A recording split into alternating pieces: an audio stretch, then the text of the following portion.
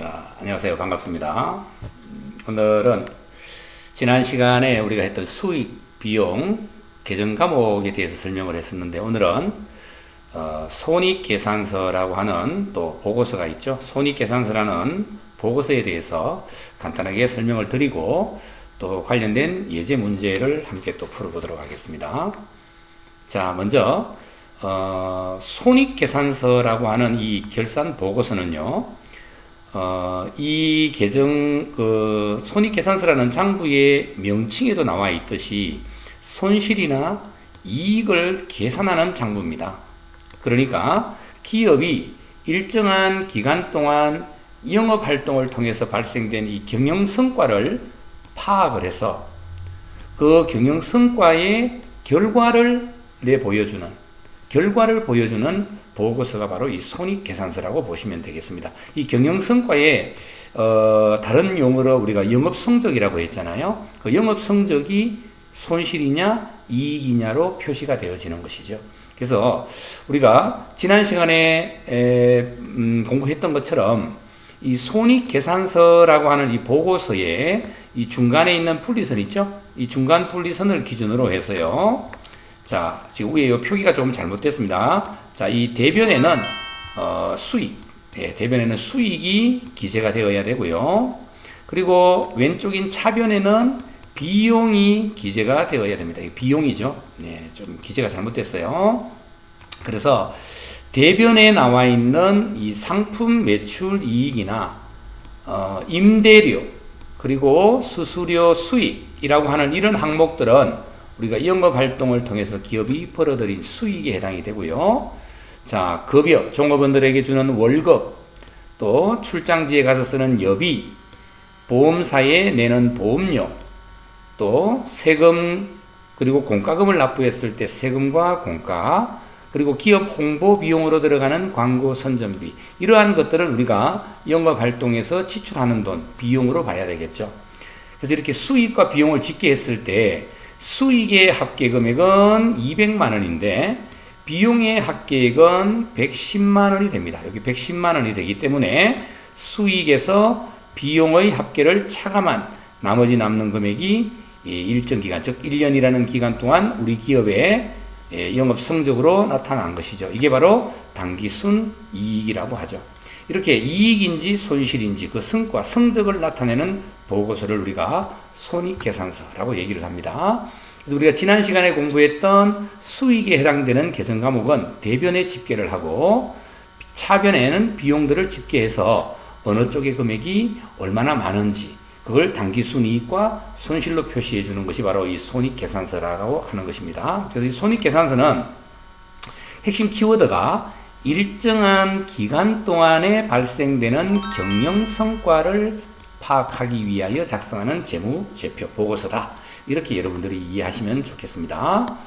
자, 이렇게 해서 손익계산서라고 하는 보고서가 어떤 내용으로 어떻게 집계가 되어져서 기록이 되어지는지를 한번 살펴봤고요. 자, 다음은 우리가 이제 지난 시간과 또 그 이전 재무상태표를 배웠을 때 그 재무상태에 관련된 예제 문제를 한번 함께 또 알아보도록 하겠습니다. 자, 다음이 설명하는 재무제표의 종류로 보고서입니다. 재무제표는 보고서인데 종류로 옳은 것은 기업의 미래 현금 흐름과 수익 창출 능력, 그 기업이 얼마나 많은 수익을 얻어낼 수 있는 능력이 되는지 이걸 예측하는데 유용한 정보를 제공하고, 자, 일정한 기간입니다. 언제부터 언제까지 기간 동안 경영 성과를 나타내는 보고서입니다. 경영 성과를 나타내는 보고서. 바로 우리가 조금 전에 공부했던 뭐죠? 손익계산서. 이 손익계산서에 대한 설명이죠. 자, 다음 두 번째입니다. 주식회사 명지의 경영 상황을 보고 당기순 이익을 계산한 것으로 옳은 것은. 자, 지금 이 박스 안에 나와 있는 집계된 자료들은 기업의 경영 상황입니다. 그러니까 벌어들인 수익과 또 수익을 얻기 위하여 지출된 비용들을 집계해 놓은 자료가 되겠습니다. 여기서 수익에 해당이 되는 자료를 집계하고 또 비용에 해당되는 금액들의 금액을 집계를 해서 어느 쪽의 금액이 얼마나 많은지의 차이를 보라는 의미이죠. 자, 그러면 이 여기에 나와 있는 내용들 중에서 우리가 영업을 통해서 벌어들인 돈이 수익에 해당이 되는 계정들을 한번 볼게요. 자, 일단은 여기 나와 있는 이자 수익 있죠? 이자 수익입니다. 그리고 유형자산 처분 이익이라고 했죠? 이익도 수익이죠. 그 다음에 임대료라고 해서 건물이나 토지 등을 빌려주고 월세를 받았을 때 발생하는 수익입니다. 수익이고요. 자, 그 다음 상품을 팔아서 이익 받네요. 상품 매출 이익이라고 나와 있죠. 자, 이렇게 해서 4개입니다. 이자 수익, 유형자산 처분이익, 임대료, 상품 매출이익. 요거 4개가 수익에 해당이 되는 계정 과목이 되겠습니다. 그래서 수익에 대한 금액을 모두 합산을 해보면 이자 수익이 5만원, 유형자산 처분이익이 3만원, 8만원이죠. 임대료가 24,000원, 10만 4천원에 13만 7천원이 되겠네요. 13만 7천원이 수익의 금액이 해당이 되겠습니다. 13만 7천원. 자, 그 다음에 이제 비용에 해당이 되는 계정들을 한번 표시를 해볼까요? 나머지는 다 비용이죠.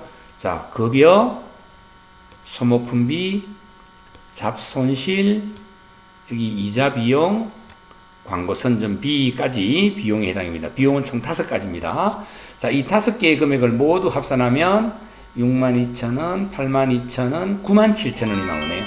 자, 이 비용들은 모두 합치니까 97,000원이 나옵니다.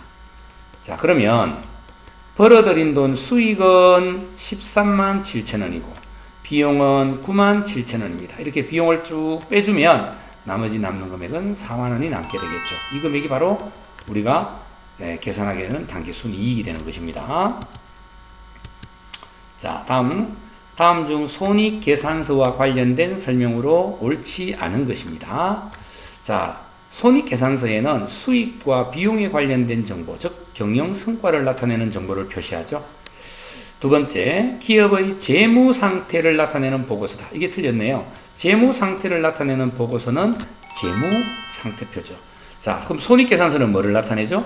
경영성과를 나타냅니다. 경영성과. 자, 그래서 정답은 2번이 틀렸습니다. 자, 다음 4번째입니다. 다음 재무상태와 경영성과에 대한 설명으로 옳지 않은 것입니다. 자, 재무상태표 등식 못합니다. 재무상태표 등식. 자, 이 재무상태표 등식은 자산은 부채와 자본이 더해진 것과 이꼬르다. 그래서 이 차변, 대변의 금액이 일치한다 그랬죠? 이거는 맞고요. 자산은 미래의 용역 잠재력을 나타내는 것을 경제적 가치가 있는 자원이다. 자, 그래서 미래의 용역 잠재력을 나타내는 것으로서 경제적 가치, 자산의 가치가 있는 것이죠. 이게 우리가 자원입니다. 이게 우리가 자산이죠.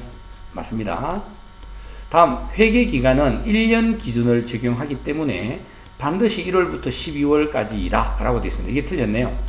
자, 1년을 초과할 수는 없습니다. 하지만 1년을 나누어서 반기별이나 분기별로는 가능하기 때문에 반드시 1월부터 12월까지는 아닙니다. 그래서 이거 3번이 틀렸습니다.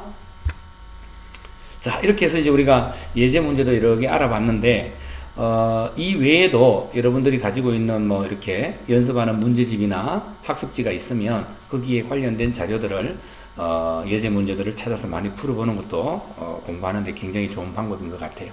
자, 오늘 제8강 손익계산서와 관련된 예제 문제를 함께 풀어봤습니다.